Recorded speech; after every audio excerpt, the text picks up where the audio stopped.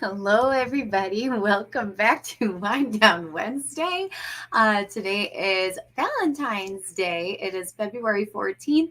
Go ahead and grab whatever you need to get comfortable and cozy this evening, and we'll see you back here in about 30 seconds.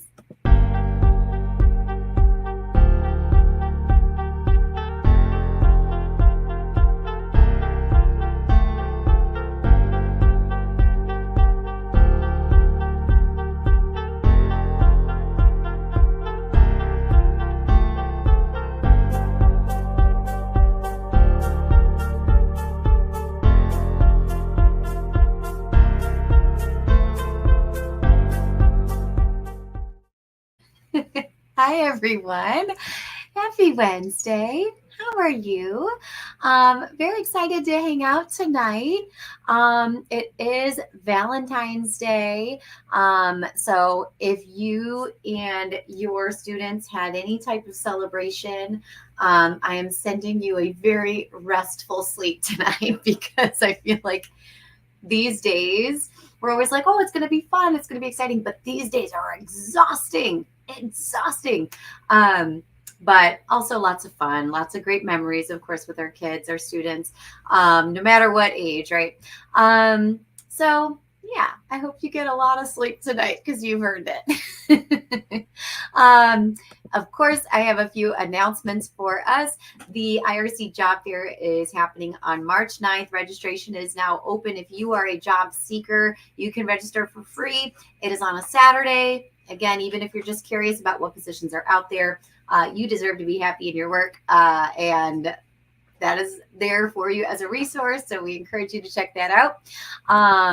Let's see, what else do we have coming up? You've probably seen the big announcement, and PowerCon is back this summer. We have 3 different locations. July 9th, we will be in Normal, Illinois. July 16th, we'll be in Wheeling at NLU. And July 23rd, we'll be in Palos Hills at Moraine Valley Community College. This is going to be so much fun. I am thrilled for it. It's going to be just the greatest. And if you were at EmpowerCon last summer at either location, please leave some comments for us, because for folks who maybe weren't able to attend either day because we maxed capacity on both days, let them know the vibes and the fun and all of the good things that were happening.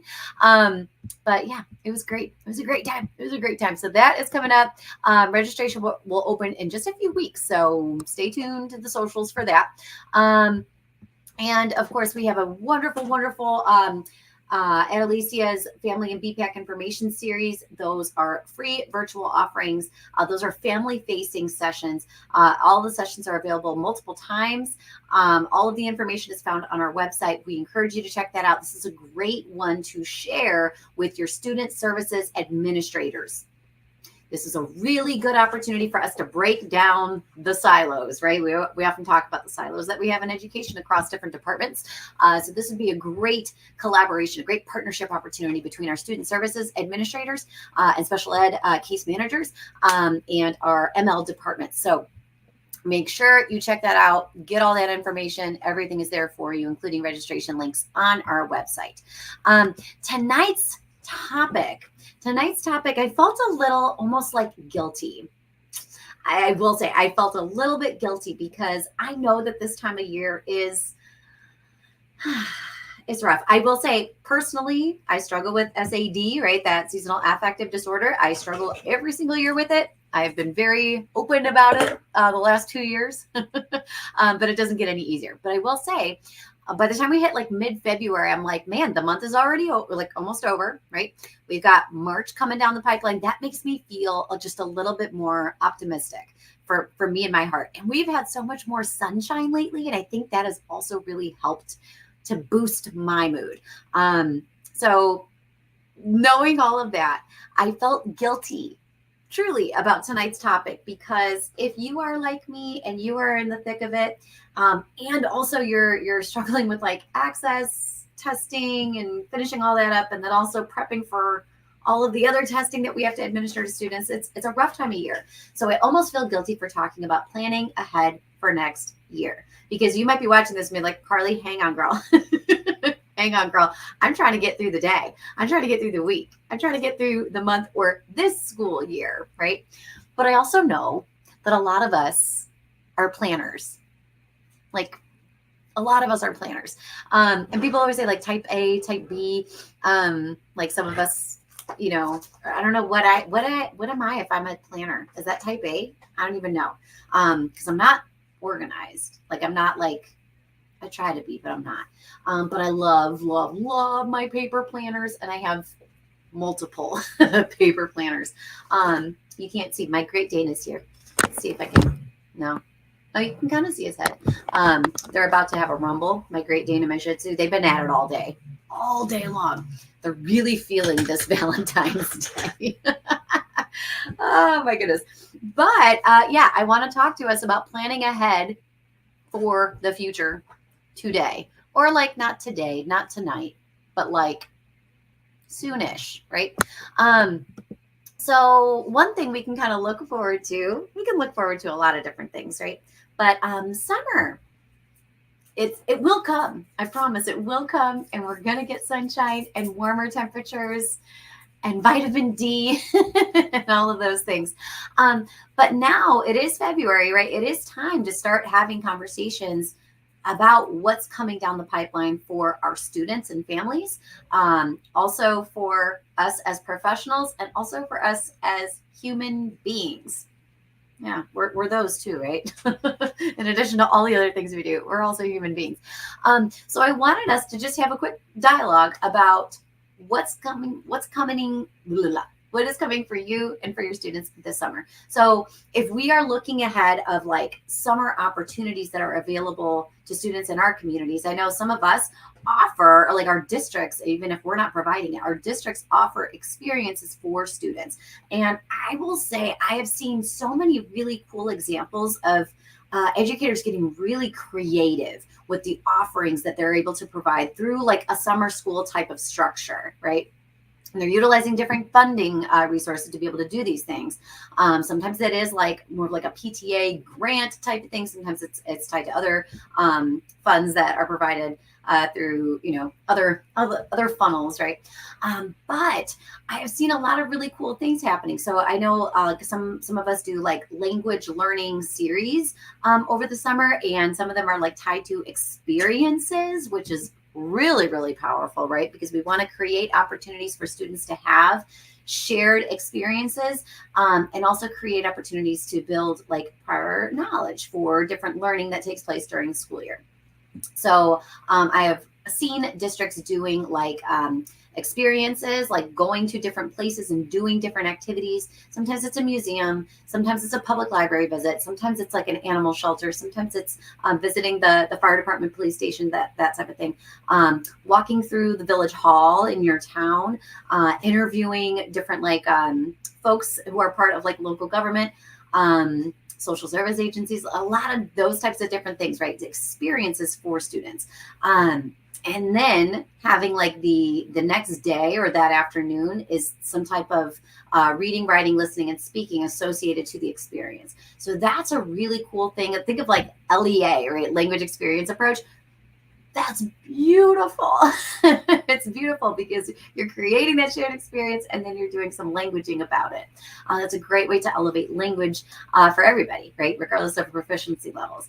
I've also seen, because I know a lot of us in our districts are experiencing that influx of newcomer students, which is wonderful and very exciting. So we're starting to make plans already for what are we going to offer? Can we offer anything for our students? And again, I've started to have conversations with folks about like, let's familiarize ourselves with the community. Like, let's do a trip. Like somebody was just recently talking about doing like a trip to the pool, the local pool.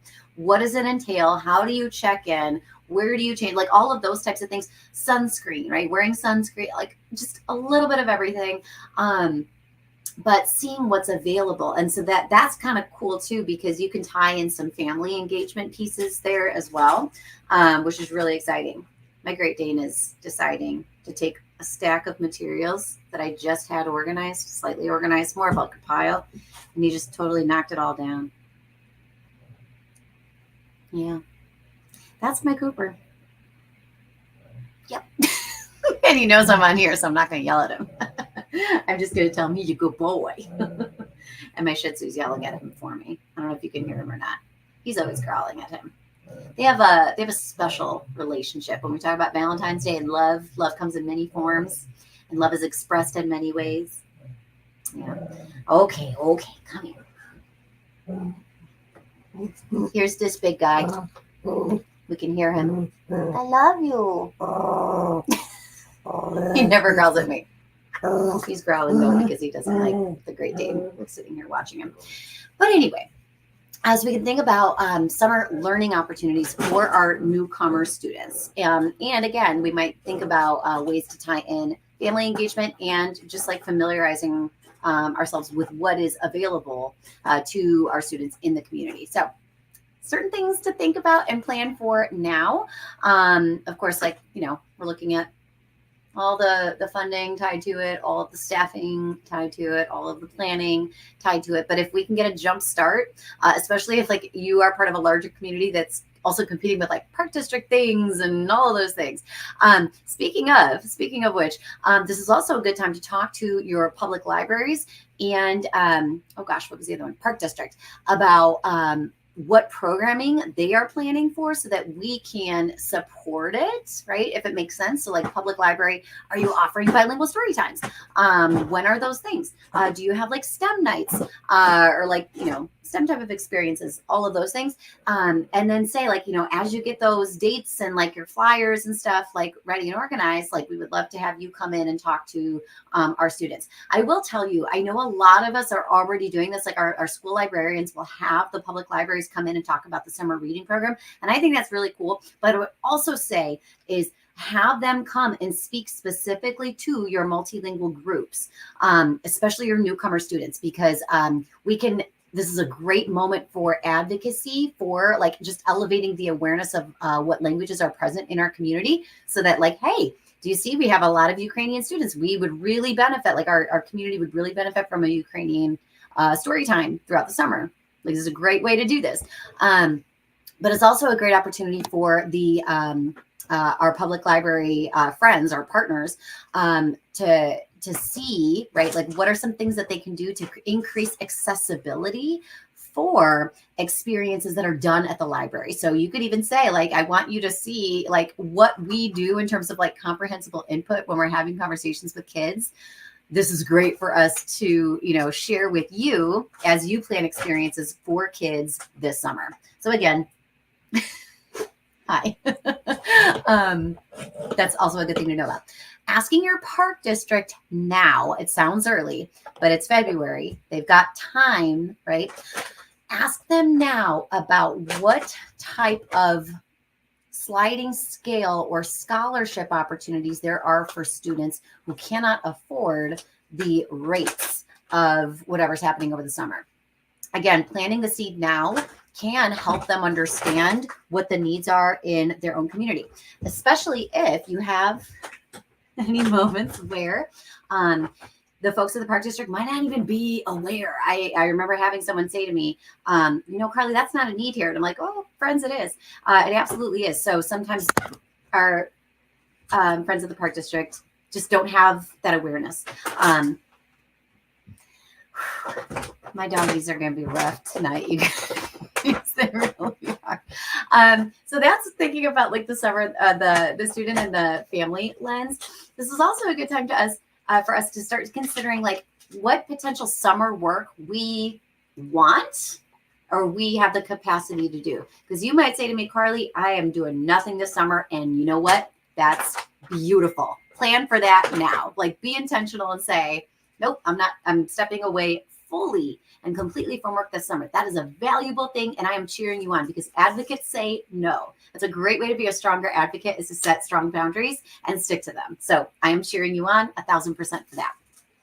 But if you were to say, these are things that have come up throughout the year that we were like, oh goodness, it would be really great if we had this all kind of lined up. This is specifically what I'm thinking of when we talk about like again, for the example of serving newcomer students. I know a lot of us are talking about what can we do as a system and like a structure to support newcomer students. So I know a lot of districts that I have been working with this year have done a really like a lot of cool things with supporting newcomer students, like designing a welcome kit.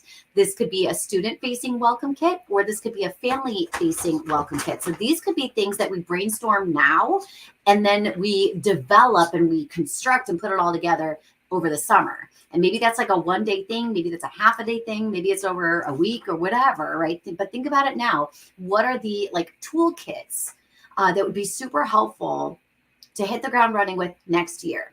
You could also think summer work in terms of like instructional planning. Like if you say, you know, I'm really determined next year to partner with my ELA teacher, and we're going to try to go ahead and do some co-teaching.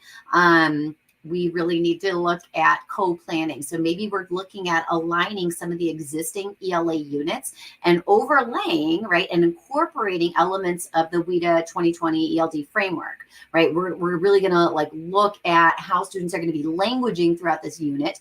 We're really going to be looking at like the expressive language domains, and we're going to think about, you know, experiences across proficiency levels to enhance the languaging that happens. So I can also think about that. So start having those conversations now. Ask your leadership, like, what is available in terms of funding? Do we have any funding available to support these efforts?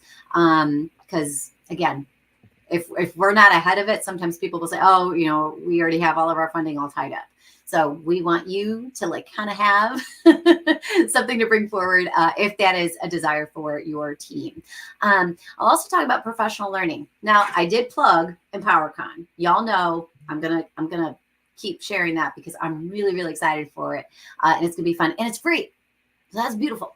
But think about what professional learning you might need. I will also tell you, I know it's only February, but if you in your district is looking for professional learning and you want to contact the IRC, we do that a lot. We go into schools and districts and we do keynotes, we do workshops, all of the things. But if I will tell you, August gets full very fast. So I know February is right now and it feels so far away, but August comes quickly and calendars book quickly, especially for August. So if you're thinking of like new teacher orientation, right? If you're bringing all of your newly hired educators together and you want to give them some background information, and you should, right, about serving and supporting multilingual learners, you can call us. Like we can, we can chat with you, email us, and all that. And Honu says, "Yeah, you should email us." Yes, I know. Easy. We're having a day, but that's all right. We're having a day. That's okay. We can all have a day. So that would be a good thing to think about too. He's so big. He's like a big boy. I have a Shih Tzu puppy in my my downstairs right now. She is our foster. She's like 4 pounds maybe. And so he's a full grown, he's a big man. He's an old man. But he's probably approaching like 17 pounds, maybe 18. And that's fine. That's fine. But he always feels so heavy after I pick up my foster puppy. All right, I'm going to put him down. Say bye, everybody. He's never this grumpy. He's just having a bad day. That's okay. I know. Okay. We're going to wait for the rumble to happen. Anytime I put him down, there's a rumble. You ever want to know what it's like to have a horse in your office? Get a Great Dane. They're great. They're great. Excellent horsies. Okay. We'll see how much I can get through here without them going crazy. Okay. So professional learning, plan for it now, look for it now, get it all situated, plan ahead. And again, this is a great opportunity too. If you're saying like, no, Carly, we don't want to hire anybody, I want to lead it. Like, that's a great moment to like start advocating for now and say, hey, district leaders, principals, whoever, right? If we are doing any of these things, I would love the opportunity to do this. Or on the flip side, if you are getting approached, make sure you're intentionally plan for like, no, I'm not available, period, right? You don't owe anyone an explanation outside of contract hours, right? If that is not something that interests you, say no. Advocates say no. Right. That's good. And then the last thing, of course, is to plan. I'm gonna be very intentional here. Plan for relaxation and rest. And I am bad at this, and I will tell you, like being at the IRC, because we work all summer. So I have to really truly block out days where I can like get work done. But I can also make like those adjustments in my schedule. So like this is protected time. This is protected time. And if you have like children of your own in your life that you care for, like summer activities fill everything up, and it's just a lot, right? It's a lot. So plan intentionally for rest and relaxation if that is one of your goals, and it should be a goal, right? Because we're human beings, we need that. That's how we recharge and can better serve other people, right? Okay, so that is tip one, is planning for summer. Now tip two is planning for next school year. Now this means, again, as we have conversations with each other, right? Like as teammates, as colleagues, advocate now for what your needs are for next year. So this includes things like physical space, right? Like, okay, well, if I'm running this group and this group, like I need to have a physical space. This is not an easy ask, I know, because a lot of our school like rooms, like our classrooms are booked, like we're just all stretched at capacity. So I know that is a challenge. But again, if you're putting together your like advocacy efforts now, this can help plan for later. But you kind of have to be early, and you have to be prepared with what you're sharing, right? So include data about your students and like the number of students in each of the groups that you have, and offer some solutions. Like come forward and say, like, these are like 3 different ideas of things that I've kind of sorted through in terms of like how we could help this space issue. I'm going to try to close my door and let's see how this works. I'm trying to close it all the way because my Great Dane has figured out how to like open the door. I think he has a really big head. So I think he just uses his head. We'll see if it opens. I don't know. So in terms of space, right, bring forward some solutions, offer some ideas of like when during the day could I have a space. I know it's really unfortunate. I know, like, I have taught in a converted classroom. I've taught in a trailer outside of the school building. I know. It's hard. Yeah. Staffing, again, I'm seeing a lot of good dialoguing happening in those like different Facebook groups about like, what are the ratios that your district uses in terms of like staffing for like a full-time EL teacher, for example, for this many students. I would also encourage you to think not only of just like a blind ratio, but also like proficiency level needs, across the students, because that also matters. Consider the number of students who are SLIFE, and that can all kind of be built into whatever you are sharing and advocating for in terms of staffing supports. In terms of resources, what are the things that you need now, right, that can be ordered this spring or over the summer so that you can hit the ground running? If there is a new strategy that you are really passionate about, like growing in, are there specific tools that you're going to need? Like, is there anchor chart paper that you're going to need? Are there dry erase sleeves that you're going to need? What are the like tangible things that you need? Or in terms of like curricular resources, what are the things that you need to better serve and support students? Start advocating now. Structures, right? This is another good one. Like in terms of like master schedule, right? How are we utilizing currently the constraints of our current master schedule? And what opportunities might we explore, right? Based on how things are going and the needs of our students. Are we doing okay? Like, should we advocate for maintaining this type of schedule and structure, or do we need to offer some ideas and solutions? Again, anytime you go in to a meeting with leadership, offer solutions. Show them that you have thought these things through, and like, here are some potential solutions to do that. If you don't want to do that work alone, we can collaborate, like we can Zoom and chat through it. Sometimes we just need like a thought partner.